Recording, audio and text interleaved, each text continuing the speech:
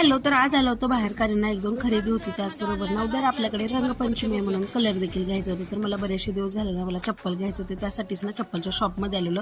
त्याने ना इतका सारा ढीक टाकला की त्यामध्येच ना मी कन्फ्यूज होते की कोणती घेऊयात. त्यामध्ये ना मी 1 2 3 ट्राय करून पाहिल्या, तर त्यामध्ये तुम्ही सांगा मी कोणती घेतली असेल.